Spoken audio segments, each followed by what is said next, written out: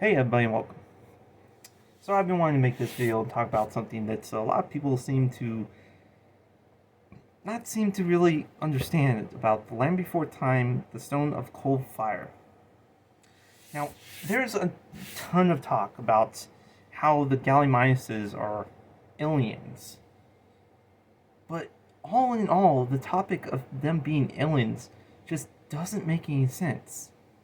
Yeah, at the end, did they get beamed up and thrown into a space and warp away? But that can be a bunch of things.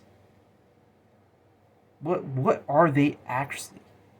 And this actually makes more sense than them actually being aliens, because if they were aliens, why would they have to limit their speech, hide their vast knowledge, and ask stupid questions? So if we go at the start of actually seeing the Gallimimuses and meeting Littlefoot, Three Tops, the trike dad, talks to the newcomer that came with the Gallimimuses and was asking him, "You know these guys?" And they're like, "No, I did. They just came a few days ago, a bit ago, and asking a bunch of questions, riddles, and whatnot. I just think they're strange." He's like, "Yeah, I think you're all strange."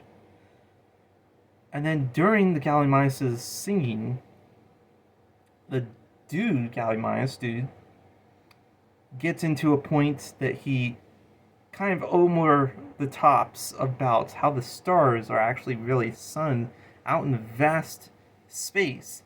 But the girl, on the other hand, this is where it comes into not being aliens. Because if they were aliens, why would they stop talking about the vast knowledge of space? They wouldn't. There'd be no point. Because why would they care? So the girl tells the guy to stop and goes and interrupts his entire speech and drags Littlefoot off and talks about the beyond again. But that comes into the fact of why they're actually humans. Because humans in real world ability, if we went from the future to the past, we would worry about changing the future by changing the past. So to observe creatures, we would limit the amount of activity of our own changing ability in the past to make it so we don't change the future. And how would we do that, especially if we can talk to dinosaurs and whatnot, as the Gallimimuses could? We wouldn't want to give our vast human knowledge to a generation of dinosaurs to make them actually be smarter than they previously were, to change the future. So, for them to observe and understand and get more knowledge about the past, they want to ask questions, but not give back information about themselves. So that's why they hush themselves, but they ask tons of questions, and they observe around the point, especially since they found the Littlefoot's group to be very interesting, and so they kept on following him.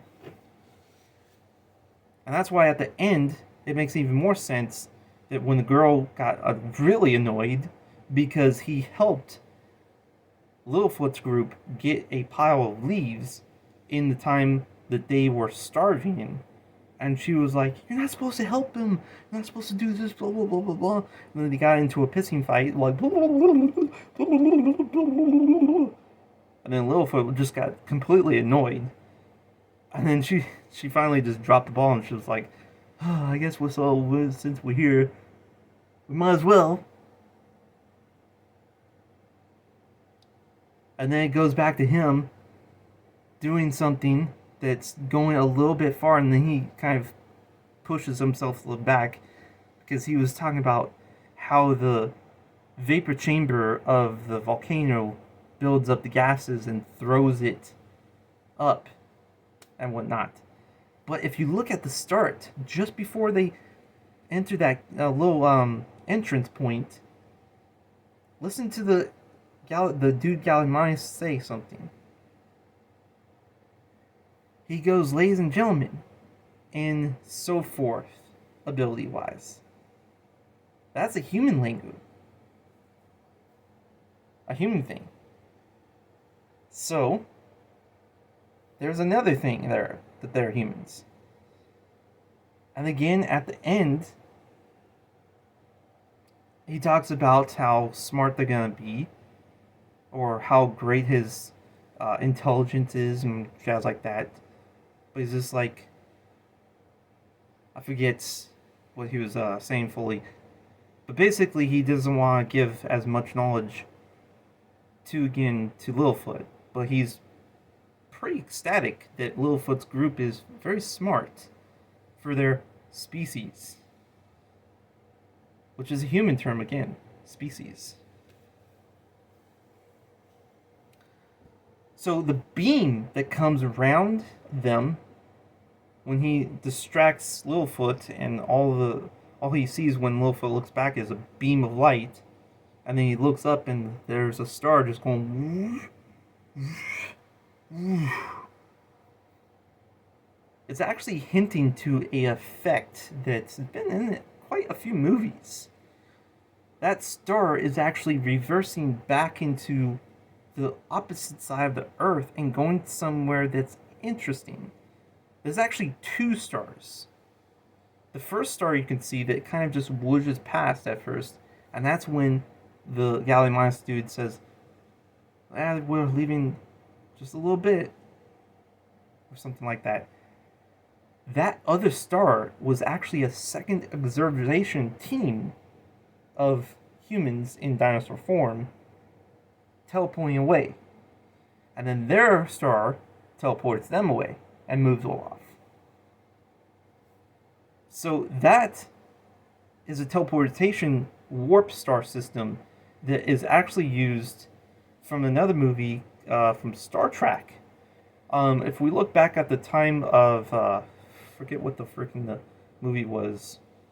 It was where they had to transport whales back to their future because this whale ship was disabling a lot of electronics and stuff and making waves and stuff on Earth. And so they had to warp around the sun to go back to the past. And so that's what their portal system is doing. It's taking their bodies, going to the sky, turning around, back around Earth, going to the sun, doing a loop, and going back to Earth to go back to their normal time. So they're not aliens in any way. It makes zero sense for their aliens. But the human system ability makes a lot more sense because of their speech, their questions, their vast knowledge, but they're limited into what they actually are saying.